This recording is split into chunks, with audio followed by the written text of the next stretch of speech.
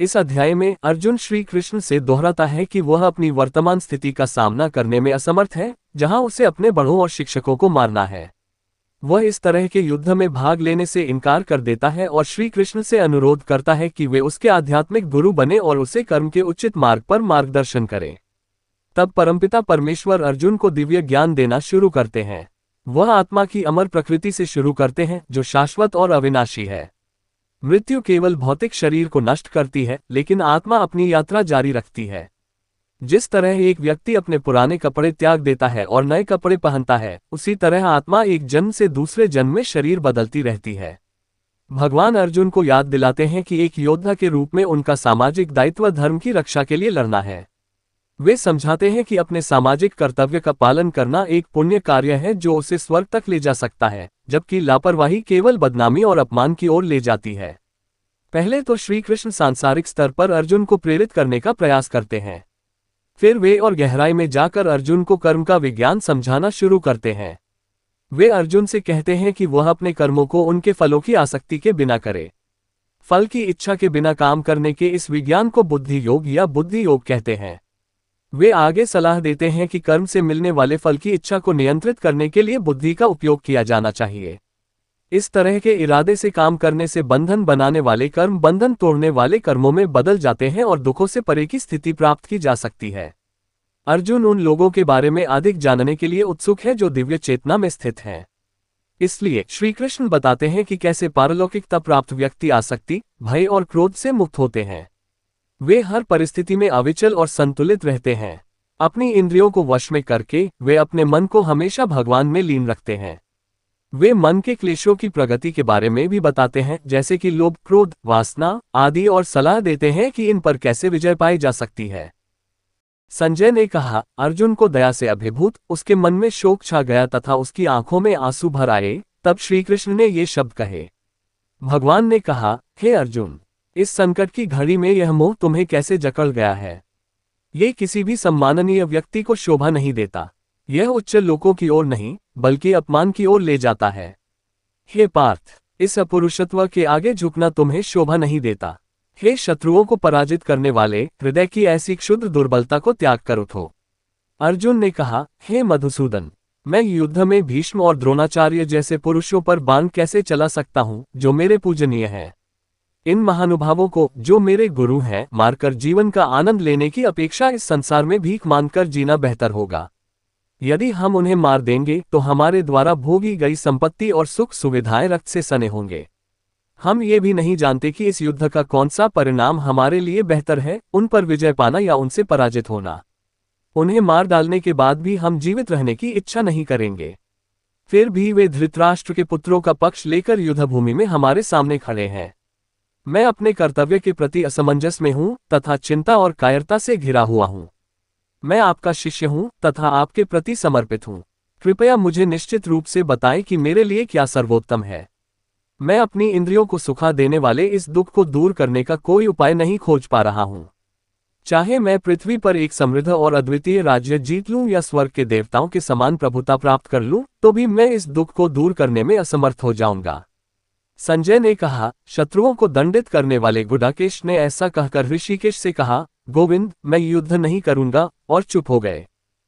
हे धृतराष्ट्र, तत्पश्चात दोनों सेनाओं के मध्य में श्री कृष्ण ने शोकग्रस्त अर्जुन से हंसते हुए ये वचन कहे। भगवान ने कहा, तुम ज्ञान की बातें करते हुए भी उस बात के लिए शोक करते हो जो शोक करने योग्य नहीं है। बुद्धिमान व्यक्ति न तो जीवितों के लिए शोक करता है और न ही मृतकों के लिए। ऐसा कोई समय नहीं था जब मैं न था, न तुम थे, न ये सभी राजा थे, और न ही भविष्य में हम में से किसी का अस्तित्व समाप्त होगा। जैसे शरीरधारी आत्मा बचपन से युवावस्था और फिर वृद्धावस्था में निरंतर जाती रहती है, वैसे ही मृत्यु के समय आत्मा दूसरे शरीर में चली जाती है। बुद्धिमान लोग इससे भ्रमित नहीं होते। हे कुंती पुत्र, इंद्रियों और इंद्रिय विषयों के बीच संपर्क से सुख और दुख की क्षणिक अनुभूतियां उत्पन्न होती हैं। ये अस्थायी है और सर्दी और गर्मी के मौसम की तरह आते जाते रहते हैं। हे भारतवंशी, इन्हें बिना विचलित हुए सहन करना सीखना चाहिए।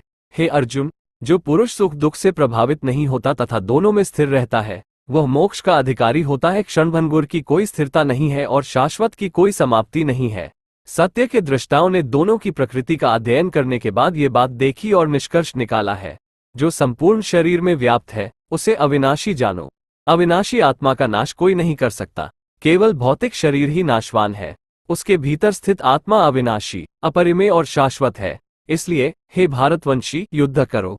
उनमें से कोई भी ज्ञान में नहीं है, एक जो सोचता है कि आत्मा मार सकती है और दूसरा जो सोचता है कि आत्मा को मारा जा सकता है, क्योंकि वास्तव में आत्मा न तो मारती है और न ही उसे मारा जा सकता है। आत्मा न तो कभी जन्म लेती है, न ही कभी मरती है, न ही एक बार अस्तित्व में आने के बाद कभी समाप्त होती है। आत्मा अजन्मी, शाश्वत, अमर और अजर है। शरीर के नष्ट हो जाने पर भी यह नष्ट नहीं होती।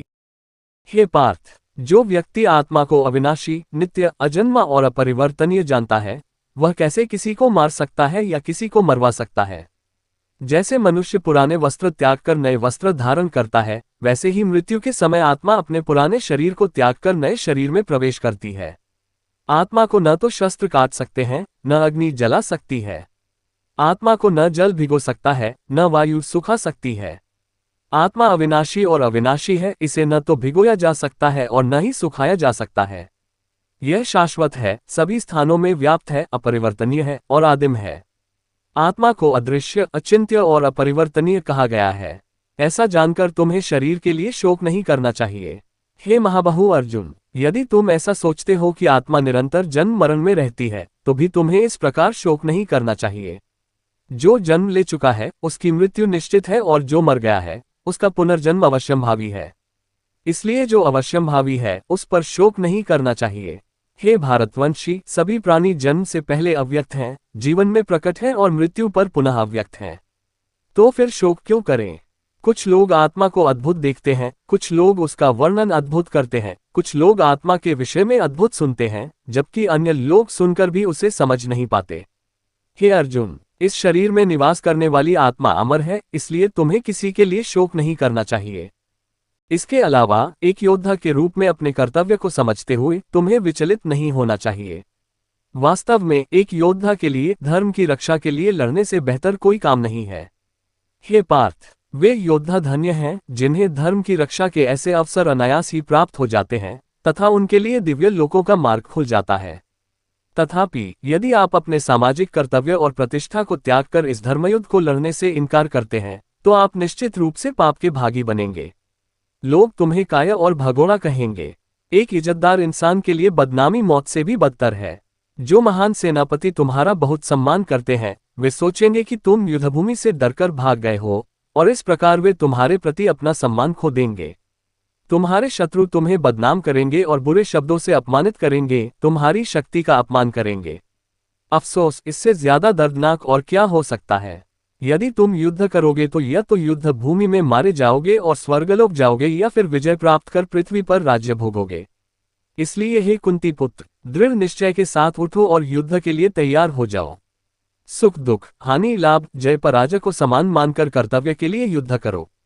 इस प्रकार अपना कर्तव्य निभाते हुए तुम्हें कभी पाप नहीं लगेगा। अब तक मैंने तुम्हें सांख्य योग या आत्मा के स्वरूप के बारे में विश्लेषणात्मक ज्ञान समझाया है। अब हे पार्थ, मैं बुद्धि योग या बुद्धि योग बताता हूं। जब तुम ऐसी समझ के साथ काम करोगे तो तुम कर्म के बंधन से मुक्त हो जाओगे।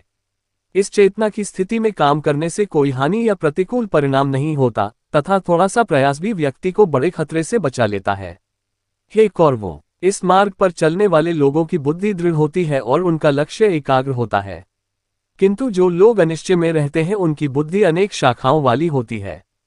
सीमित समझ वाले लोग वेदों के अलंकृत शब्दों की ओर आकर्षित होते हैं, जो स्वर्ग में जाने के लिए दिखावटी अनुष्ठानों की वकालत करते हैं और मान लेते हैं कि उनमें कोई उच्च सिद्धांत वर्णित नहीं है।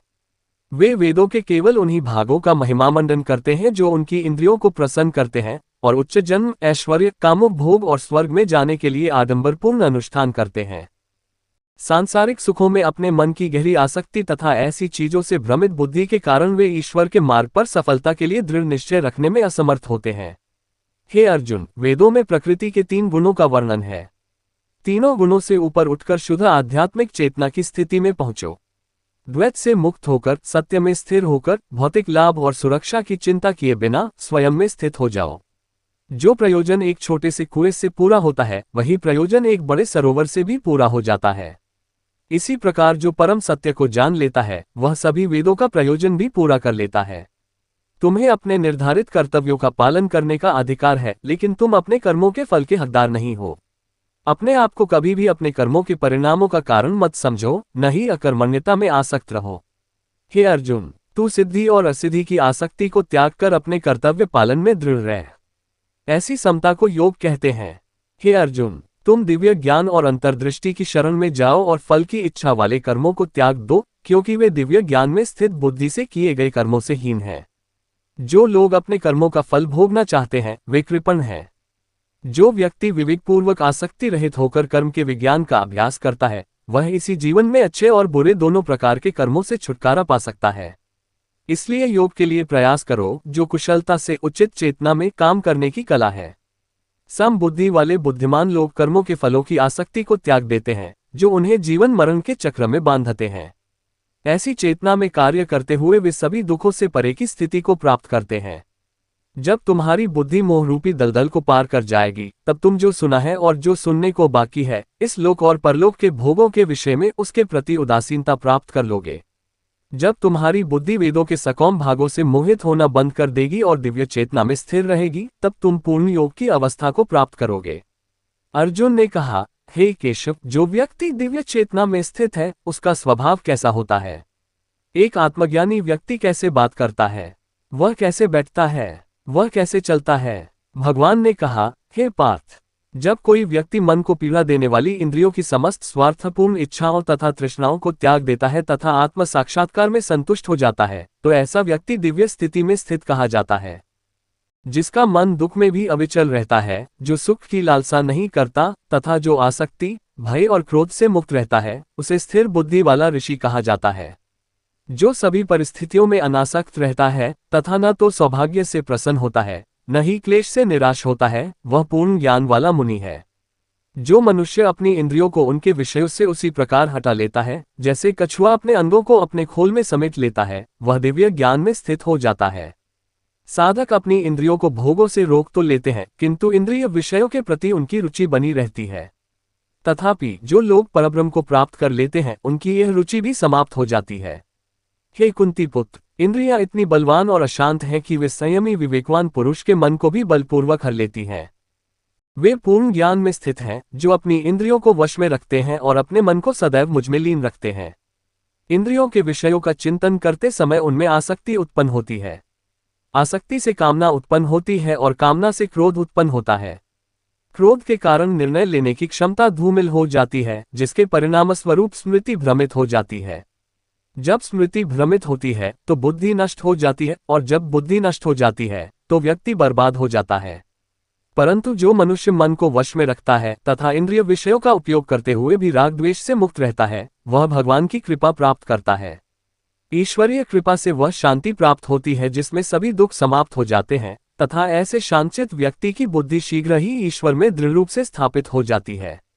परंतु जो अनुशासनहीन व्यक्ति मन और इंद्रियों को वश में नहीं कर सकता, उसकी न तो दृढ़ बुद्धि हो सकती है, न ही वह ईश्वर पर स्थिर ध्यान कर सकता है।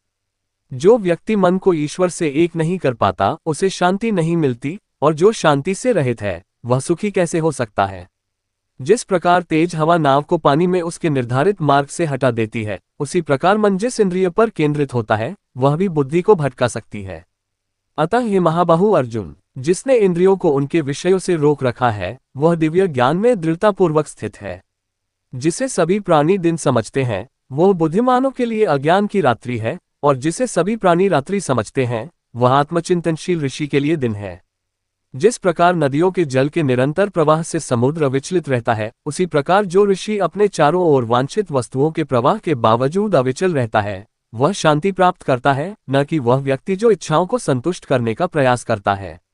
वह व्यक्ति जो सभी भौतिक इच्छाओं को त्याग देता है और लालच, स्वामित्व और अहंकार की भावना से मुक्त रहता है, पूर्ण शांति प्राप्त करता है। हे पार्थ, ज्ञानी आत्मा की स्थिति ऐसी होती है कि उसे प्राप्त करके मनुष्य कभी भी मोह में नहीं पड़ता। मृत्यु के समय भी इस चेतना में स्थित होकर मनुष्य जीवन मरण के चक्र से मुक्त हो जाता है और भगवान के परमधाम को प्राप्त होता है।